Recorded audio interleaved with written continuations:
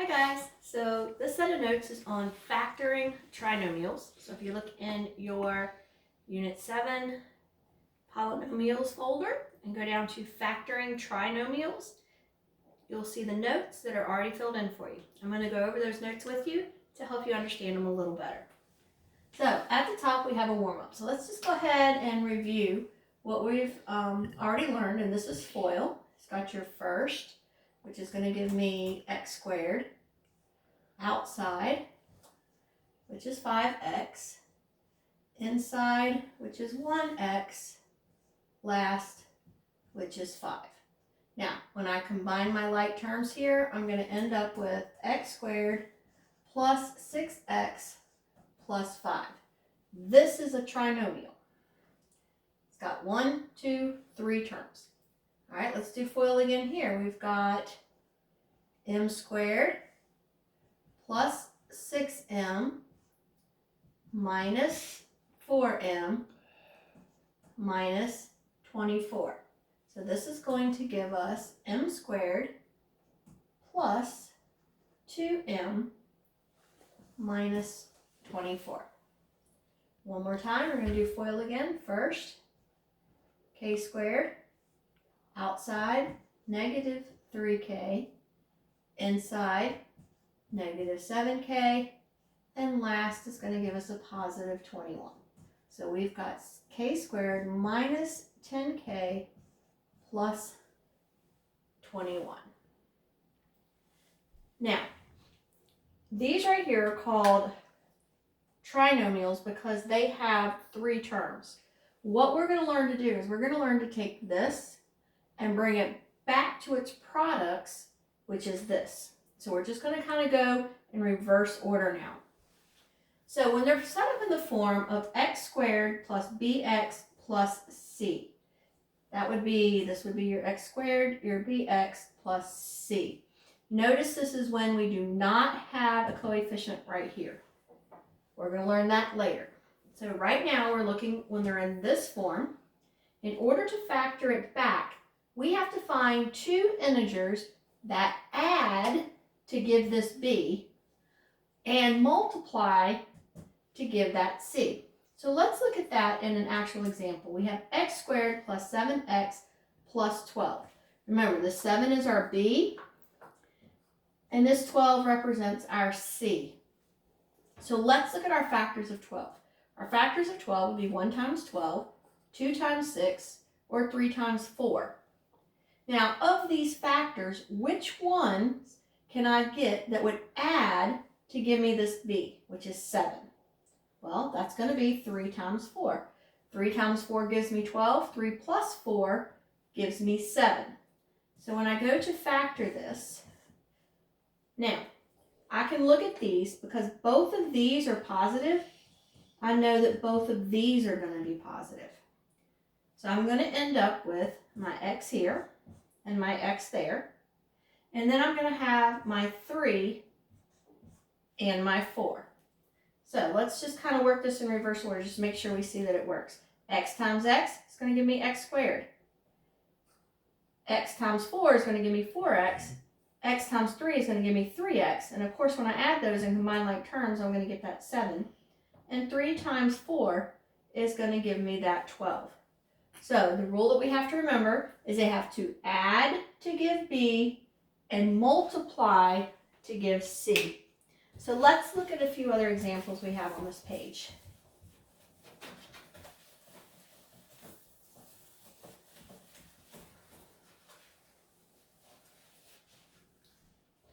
Let's look at set 1. In set 1, we're going to notice that both of them are positive. I'll show you what I mean here in just a minute. So let's look at number 1. We've got n squared plus 9n plus 20. When I say both are positive, I mean this is adding, this is adding. That means they're all positive numbers. When I do this, I know automatically that this is going to be both positive here as well. So let's try to find some factors of 20. Now you're going to get to a point where you're not going to have to write these factors out, but I'm going to write them all out just so that I can show you how this works. So 20 would be 1 times 20. It could be 2 times 10, or it could be 4 times 5. So which one of those are going to add to give me this 9? Well, it's going to be this 4 and this 5 would add to give me that 9. So I take that n squared, I've got n here, and then I've got plus 4 plus 5. And if I go and work this back out with FOIL, I'll see that I'll get that right there. All right, let's look at one more with both positives. I'm going to do number 3. So let's look at number 3. I've got a squared plus 10a plus 24. So what are some things that are going to multiply together to give me 24? Well, I've got 1 times 24, 2 times 12, 3 times 8, 4 times 6. So any of those are going to work to give me 24, but I need them to add to give me 10. So when I look at that, these are the ones that are going to add to give me 10. Again, both of these are going to be positive because both of those are positive. So I've got A's there, and I've got my 4 and my 6. Pretty easy when they're both positive. All right, let's look at set 2.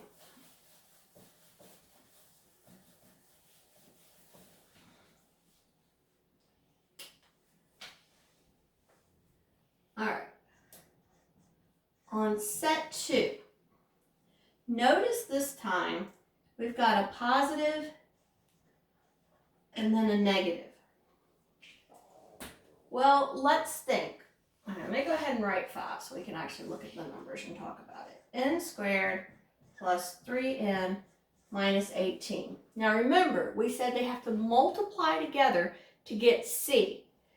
When I'm going to multiply it, the only way I can get a negative number is if I multiply a positive and a negative. So that's going to tell me that one of these is going to be positive and one of these is going to be negative, because I've got to get that negative. And if you look right here, we got one positive and one negative, right? All right, so let's go ahead and figure out what we're going to need here. So what numbers can I multiply to give me 18? Got 1 times 18, 2 times 9, 3 times 6. Let's see, what else? 3 times 6, 4 times 1. All right, so I need to get a positive 3. Which of these numbers, one being positive and one being negative, so this is where we've got to remember, one has to be, in order to get a negative here, one's going to be positive, one's going to be negative. And so I'm trying to get a positive 3. Well, let's see. If I take this 3 and 6, put my ends here. If I make that 6 positive and that 3 negative, doesn't the positive 6 and the negative 3 give me a positive 3? So when I actually work this out with FOIL, I'm going to get n squared plus 6n minus 3n minus 18. And when I combine these terms, I'm going to get that positive number right there. So now we got to think about not just what two numbers are going to give us, that are going to multiply to give us the C and add to give the B, but we also got to think about which numbers need to be negative and which ones need to be positive. So let's look at number 7. So for number 7, we have g squared plus g minus 6. Again, one's going to be positive and one's going to be negative. We have to be careful to make sure we get the right one in the right spot. So I've got 1 times 6 and I've got 2 times 3. Well, I want a positive g right here. So I know my g comes here and I know my g comes here. And when I add these two together, I can get 1. But in order for this to be positive, that 3 is going to have to be my positive number, and that 2 is going to have to be my negative number. because the positive 3 minus 2 is going to give me that positive 1. All right, let's look at set 3.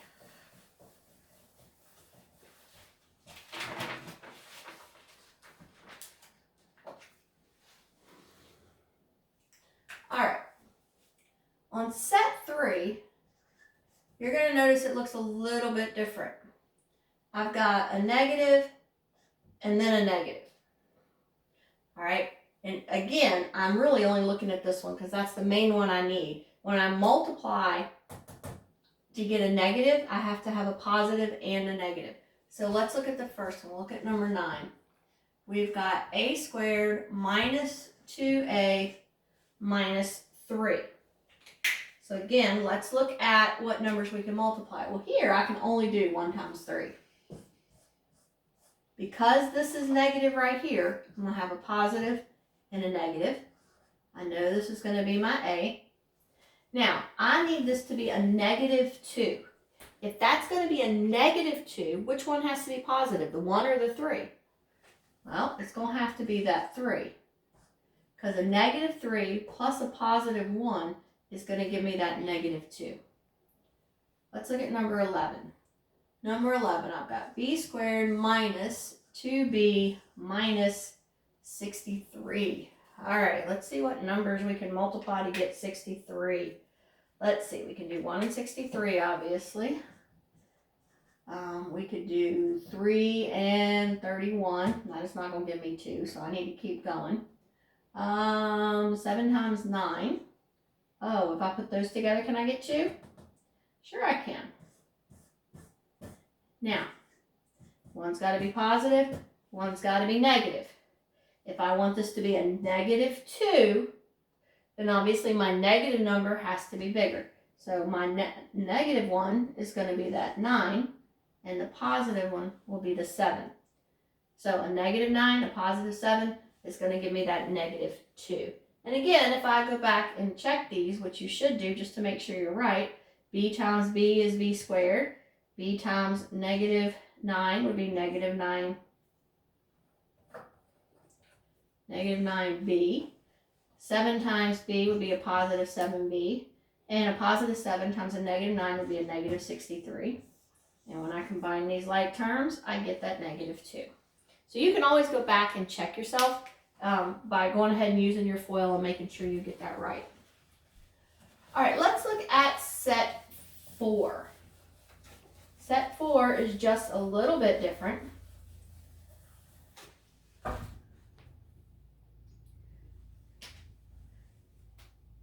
right. Set 4, you notice I have a negative and a positive. Well, this positive means when I multiply them, I have to get a positive number. But when I add them, I have to get a negative number. So obviously these both can't be positive because I never get a negative number. So in this case, both of them have to be negative. So let's take a look. We'll look at number 13. We've got x squared minus 11x plus 24. This negative right here tells me that both of these are going to be negative. All right, because a negative times a negative still gives me a positive. But in order to add them and get a negative number, they can't both be positive. So let's look at our factors here. So 1 times 24, 2 times 12, 3 times 8, 4 times 6. So which ones can I add together, both negative now, that will give me an 11? Well, if I take this 3 and 8, a negative 3 and a negative 8 will give me that negative 11. Let's look at 15. Y squared minus 17y plus 72. So let's think of some factors for 72. All right, well, obviously 1 and 72. 2 would go in there, 36. Let's see, would 3 go in there equally? It would be 2, 24. 4 could go into it. I would leave 32, that'd be 18.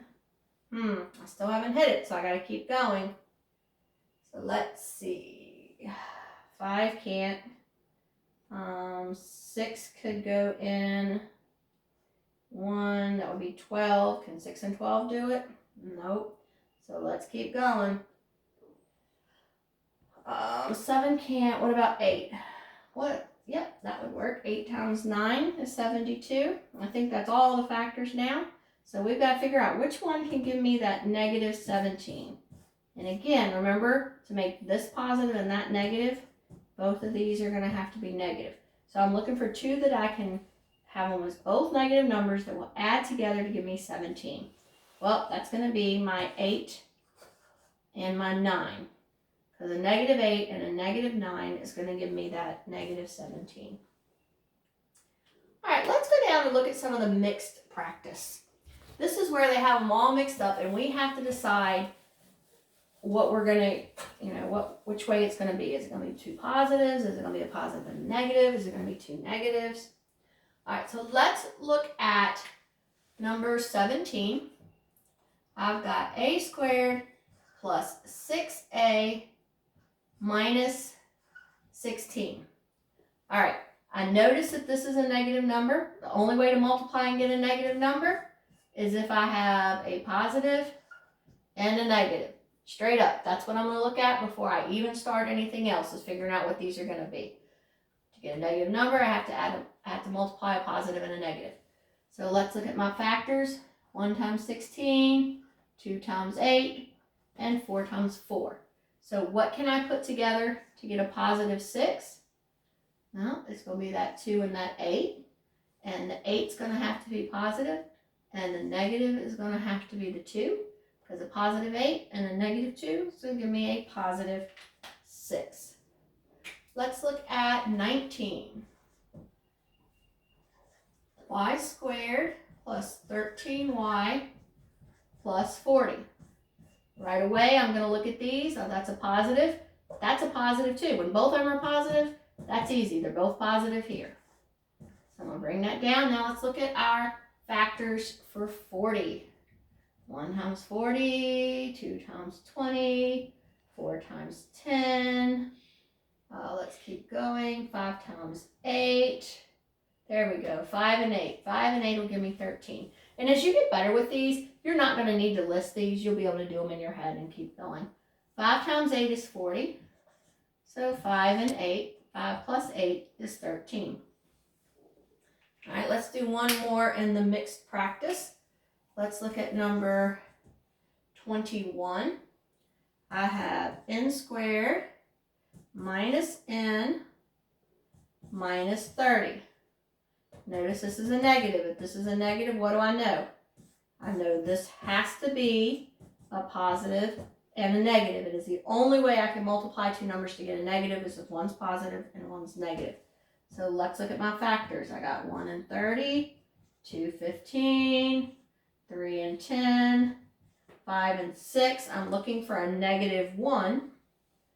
So I'm going to use that 5 and 6. Since it's a negative 1, I know that that bigger number's got to be negative, and the smaller number will be positive. So I'm going to have n plus 5 times n minus 6. So we just have to be careful and look at these to make sure we're getting these right. But if you notice what they're using, you'll be able to tell what you need to, what signs go inside those parentheses. All right, now, I've told you once before when we started talking about the greatest common factor that anytime you are factoring a polynomial, we're going to look for greatest common factors first. So let's look at the bottom at the examples with the greatest common factor. Let's look at number 23. Number 23 is 4k squared plus 12k plus 8. So I'll look at these and say, is there a number that I could pull out? Well, I could pull out a 4. Is there a variable I could pull out? No, because there's no variable there. So let's go ahead and factor this out. So if I take the 4 there, 4 divided by 4 is just going to leave me 1k squared. 12 divided by 4 is going to leave me 3k. And 8 divided by 4 is going to leave me 2. So now I can finish factoring this by factoring this part here. So I'll bring down this 4, and I'm going to factor it out again. I have a positive, I have a positive, so I know those are going to be positive. And in this case, 2 times 1 is my only factor, so I know those are going to be my numbers. 2 times 1, and 2 plus 1 is what gives me 3. So in order to get this, I would multiply all of these together. And this is what we call factoring it. We are bringing it down to the products that we used. All right, let's do 2 more. And then you can try some practice on your own.